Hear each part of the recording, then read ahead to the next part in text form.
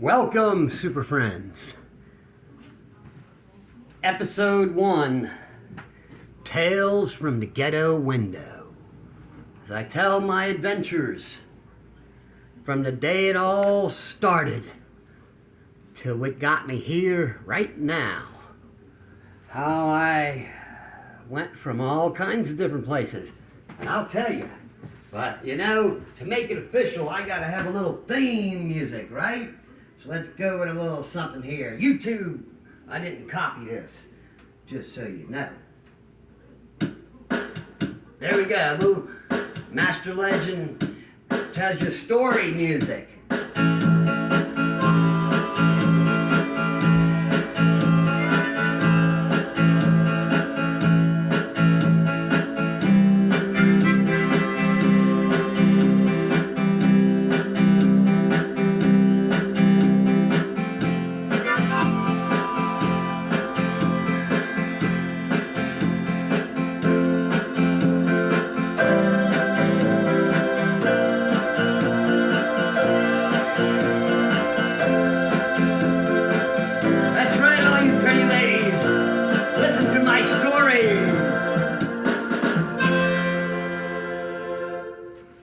Okay, there you go. That's official right there. Yeah. All right, that's right. My old Goodwill keyboard sounding like the Big Shots, right? Almost. That's a good old... I think I paid $12 for it at Goodwill. Ha ha. Well, anyway, Super Friends, you can see this is out live, gazing out the ghetto window. You can see the leaves are blowing a bit today, thank goodness. There's a little breeze today in the ghetto kitchen. I said it again. Anyway, you know what it is. This is all the ghetto house. Okay. Well, anyway, let me start by telling you some at the beginning. Before I was even born, there was my mama up north, Pennsylvania area. Wilkes-Barre actually is where I eventually met the family. My mama was a runaway as a young girl, 18 years old. As soon as she could, she ran away, got away. I don't know why. Never got the whole story. She was a runaway, a gypsy, for real. Because I found out later on that that's part of my descendant tree is the gypsies, and yep, they did all that crystal balls and tarot cards and reading palms, and I know how to do a lot of that stuff. I do, but I know how to do it, but I don't do it. So you know what I mean. I don't like to try to tell people their fortunes. I can pretty much already see, because I'll get around to telling you how I did get sight beyond sight. Well, anyway, my mama ran away from home. For some reason, she caught a train, a boxcar, and her name was Ginger. If that's even her real name. I don't even know if she married my daddy under the right name. I think it was a fictitious name, from what I understand. But anyway, we start the story here by my daddy worked for the railroad, and so there's how it all come together. She was riding a train all the way from Pennsylvania, a hobo lady, coming down the trails, you know, and I don't think she was doing all those kind of good things. Not good morals, not a lot of good morals, and not a lady who believes in God at all. But she believes in the devil. She believes in the devil, but I don't believe she believes in God. I don't know how you can believe in one without the other. But anyway, so my daddy met up with her. I guess maybe the story as I got it was he felt sorry for her and took her home. Well, what happened there was a mistake was made. And that mistake led to me being here talking to you. So, wait till I start telling you this story. It's a tangled story. It's a real tangled up story.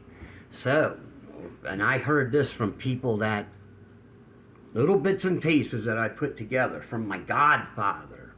He was my godfather for some weird reason, because, not to go on to be sounding bad, but I guess my mama is gypsy. She spotted someone on the street. You seen him coming. I seen him coming. My mama was like a woman, a tramp woman, a hobo woman. And, well, she was getting around a few different men. And the godfather, whose name is Steve, a fake name I use on Facebook, and he, I guess, had a little bit of action with my mama. And he was already a married man. He had a bail bonds business. He was once a sheriff even, and he was a big shotting guy with a lot of money, and he sure didn't want that to be found out. They might not have known who was, back in them days, they may not have known who the real daddy was. So apparently my daddy took me on and kept it a secret as long as Steve, the godfather, would give him money to keep the secret and bring me up. And that's what happened. I heard a lot. Let me take a sip of my thirst quencher. So, from my grandma, she told me my mama was a disgrace of the family. And that's the reason why my daddy was kind of thrown out of the family. Now his side of the family come from Italy and France and Spain. That was that side of the family. And we weren't, that side of the family was not in the country, not that long. My grandpa, my papa came from France. So that shows you how long we were actually in the country. And then as for my mama's side of the family, remember my Papa Joe was a coal miner. That's what he did for a living. No, he didn't have, he was Polish and Czechoslovakian, Yugoslavian, Hungarian, all that stuff, Romanians, all mixed in on my mama's side. Well, anyway, back to the story where I got taken, and along the way, my daddy used to throw a few hints out. I'd hear him telling my mama the sacrifices he made and all because of me, lost the whole family. And that's why we never got to see any of the cousins or uncles and stuff, hardly at all. We only got to see my grandma and grandpa. And I think the only time we got to go see them is when my daddy was wanting some money out of them. That was the only time, and then use us to get money out of my grandma and grandpa, who lived in a little swamp house out in Slidell. Yep, a little swamp house. So as getting back to the part where I was born, you see, when I tell you stories, there's a lot of parts to it I like to include in. So I was born, and when I was born, I found out this. I died the moment I was born. I was born with a veil over my face. Now, I think I tell people the story about that on another one of my videos on the YouTube. And yes, I was born with this veil over my face that suffocated me the moment I was born. And, well, I guess that was what my daddy had really wished for, but the doctors had revived me, and I survived. And then so much to my life, it's hard to condense in just a sentence or two. So, as a young kid, I had visions, so I really seen demons and evil things, and my mama was one conjuring them up. She was one of them. And out there in Louisiana and New Orleans, of course, for some reason, she would always take me and my brother to graveyards. She would like to go and see Marie Laveau's grave. And she said she was getting some powers from Marie Laveau. So that leads to another part of my story where I was born with the veil, and I asked Marie Laveau to give me some powers. And what happened was I went over to Marie Laveau, and I come from a very abusive family. My daddy was a mean, drunken man that used to beat me and the Peanut Head up all the time and torture us. I'll tell you stories about that, but try to tell you this part of the story. Of course, we were tortured bad. So I asked Marie Laveau to give me power, mainly to beat up my daddy. And so I went walking around, and I made a mark. I made the X on her grave, and I threw some change. I had some candy. That's what you put. You do a little offering on Marie Laveau's grave. So I went walking around, and I didn't feel like I had any superpowers at all. So I went into this mausoleum. The door was open. The Peanut Head was with me. I got a witness. You see, I got a witness to everything I tell you with the Peanut Head, though sometimes he sees it a little differently. It's still the same story. Because he was treated differently. I'll tell you, get to that part. How the Peanut Head was born was another horrible thing. He almost died too. But for me, being born with the veil, I seen a lot of things. And I went into the mausoleum, and me and my brother, and the door shut on us. And we couldn't get out. And I tell the whole story on YouTube, Trapped in the Mausoleum. And before I go ahead and tell you that whole long story, I'll make it short here. You can listen to the full story on my YouTube channel. I go ahead and there was demons in there at this place. I'm telling you, you might think I'm crazy, but demons are a real thing. They are. For those of us born with the veil, we can see them, and we can also fight them because we've got metaphysical powers. And some may believe that, some might not. But I've been fighting, destroying demons for a long time. And there's so much story to tell you as they came to me as a kid. And my brother even seen them too, some of them. They had presented themselves in one of my mama's seances. But anyway, let me get back to what I was trying to tell you. There's so much to tell of this story. So anyway, one day I had enough of it. And my daddy, he was wanting to give me the beating of my life once again. And he did. He used to torture us and make us eat off the floor. He killed a dog. He killed a pet dog because it chewed up something on the sofa. And he brought it to a butcher shop out there in Louisiana. They'll butcher anything, raccoon, whatever. So he had the dog butchered and made me and my brother eat the dog. I heard him as he beat that dog to its last little whelp. Kind of stuff I've been through. Oh, so you know I was mad. And all the beatings, the starvation, locked in the closet. I liked the closet, though, I did, because once I was locked in the closet, then I was all right. I was okay. I felt safe for a while there. And so my daddy was always drunk, stinking, disgusting drunk, with a grubby beard, and he would call off of work for any old reason. I remember one time he was beating my mama up. Now, this is before I went to Marie Laveau for the superpowers, and I was already pretty strong for a guy that was facing malnutrition because of the starvation. School reported him.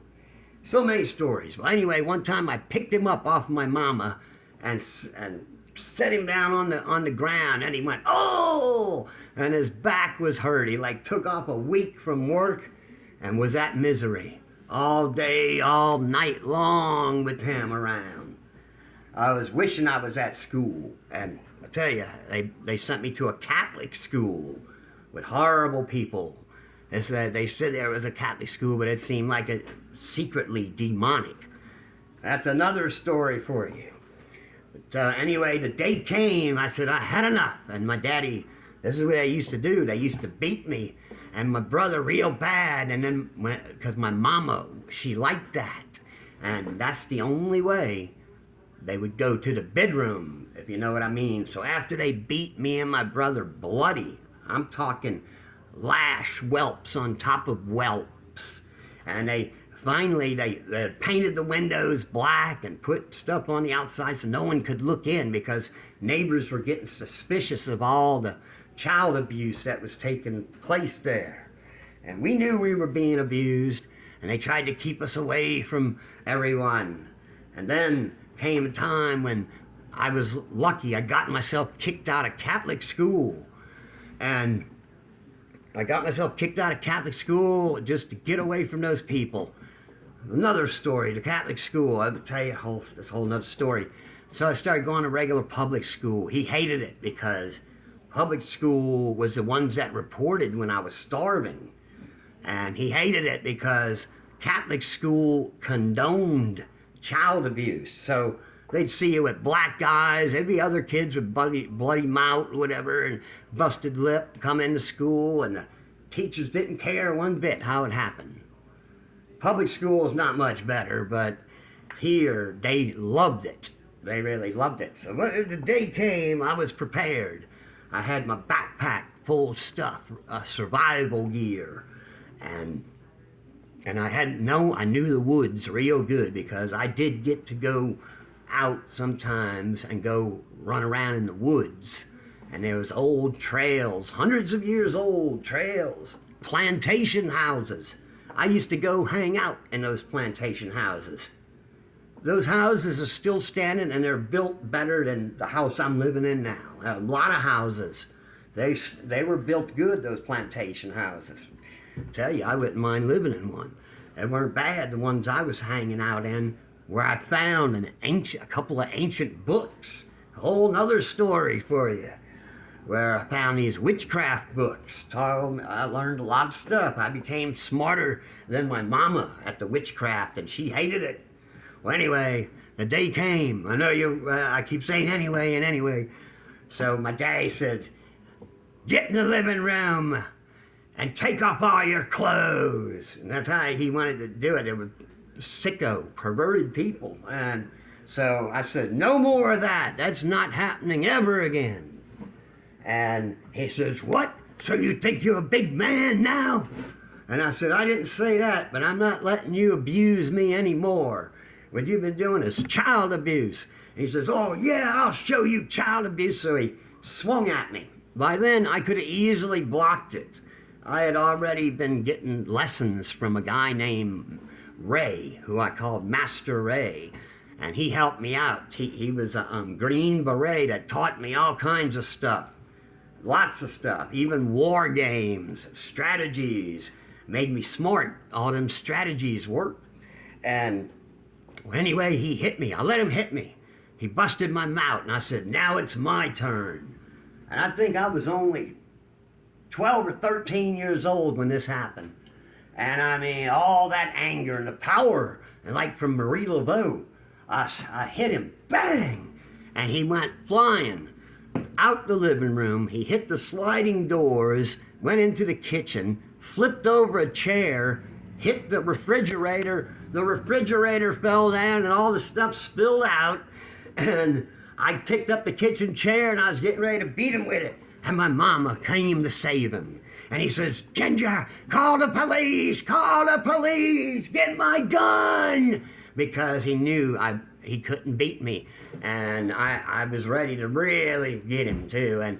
But I had my secondary plan. I knew they would do that. And of course, my mama always hated me. So she was ready to turn against me any time. But not the precious peanut head. That's a whole other story. So anyway, I ran out to the woods. I grabbed my backpack and I hung out. And they sent the fire department and police. They were searching. I managed to hold out 3 days. Or more than that, actually. Until I ran out.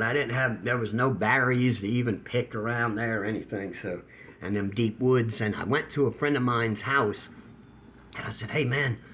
And he said, "Where you at? Everybody's looking for you. The cops, everything." I said, "I know. I seen them, but I'm hiding on top of the trees where they can't even see me." There was this layer of vines, and went for miles way back in South Kenner Swamps. For those of y'all who know, way back then, that was some deep swamp area with those old plantation houses and sugar mills. And well, anyway, I went hiding out there, and they didn't come nowhere near. I was hanging out in one of them plantation houses, living like a king. And that's when I found the witchcraft book. And that's a whole nother story right there. So I'm going to start to end this story, but here we go. To end it on this part, on this one part, well, I ran away. Then my friend went in the house and told his mom and daddy. And then they said, "Come on in and have something to eat. We got some stew." So I was starving, so I went in there and I was eating a bowl of stew. All of a sudden, my mom and daddy show up, and he's there. They both look like they got out the shower, all freshened up, throw on the aftershave, shave, and put on some Sunday clothes and never went to, and come there and try to look like upstanding citizens. That's what they used to do, and everybody was fooled by it. They were all fooled. "Your daddy seems like a real nice guy." Yeah, you don't have a clue. I'll tell you more stories of that. Well, anyway, they got me. And then later on, when I was back at home, which I'd hated it, I just knew one day I'd make my escape, and that's going to be coming up soon in my next adventures. So he says, "You might be able to beat me up, but I still got my guns." And I said, "Yep, you're a big man. You got your guns." And I told him, I said, "You better hope that you kill me with the guns. You've tried to kill me before. Like one time he tried to drown me in a bathtub. I had to pretend I drowned it. And then, so I laid underwater. I could hold my breath a long time." And he's like in the hallway saying, Ginger, are you happy? I killed him. Are you happy?" And then I couldn't hold my breath no longer, but I could still hear him out there yelling that. And I got out the bathtub, and he says, "What? You fooled me. You fooled your daddy." And then he punched me in the stomach so many times, and still I started throwing up blood. Oh, those are just a few of the fun stories I've got to tell you. And I want these stories to be known so you can know the real story of Master Legend. So yeah, then he figured he could get some boxing gloves. And he got these boxing gloves, and he said, "We'll take it out in the backyard." And he didn't drink that morning or something and thought he was on top of the world. And we went outside, and I was just knocking him all over the place. And I finally said, "Forget it. You're nothing but a washed up drunk that wanted to be a bully, and your bullying days is over." And I beat up a lot of bullies in my time, and he's the main reason. And so he was laying on the ground, and I just threw the boxing gloves off and threw them on the ground. Then my brother picked up the boxing gloves and put them on, and he started wailing away, but it was, he didn't know how to land the good punches in, and he was just going pop, pop, pop, pop, pop, beating him in the head, while my daddy was on the ground. And I said, "Just stop it. And I was the one that had to be the bigger man to not beat him up to the big bloody pulp and even get my brother off of him. And there, once again, my mama, with the evil look in her eye, just hating it, because she could see I was rising above and getting soon to make my escape. And who knows her story? She did call me, but I didn't answer. I was on the scooter. She called me on my birthday, and she was stuttering because she's never hardly ever talked to me. This is the first time I've heard from her in years, and I haven't seen her in over 40 years because she eventually emancipated me and kicked me out. I got my wish. I was out on the streets, and that's for another story. As Master Legend is out on the streets, and I'll tell you, I'll keep going on, so I better stop it here. The next story will be a little bit of the past and Master Ray, the things he taught me, and all the friends I had in the neighborhood. I'll have to make sure I tell you about that. Well, anyway, the superpowers of Marie Laveau still have come in handy many times. And not to brag, but I usually win every fight I've ever been in. People are surprised. How can he be so strong? Well, let's just hope that strength, and with God's help, I'm not worried about Marie Laveau. He created Marie Laveau. With God's help, I'll get through this surgery and this cancer. That's why I'm making all these videos, super friends. So I'm cutting it off because this one's a long one. And next time will be more adventures. I've got a lot of adventures to tell you before the 14th, because that might be the last time you'll ever hear from me. I'll see you, super friends. Thanks for listening and watching, and not a lot of action. Oh wait, there's some action on Ghetto Street. And subscribe and like, please. If I can only, I mean, what do I have to do? Eat a hamburger or something to get some subscribers? Okay, I'll see y'all later.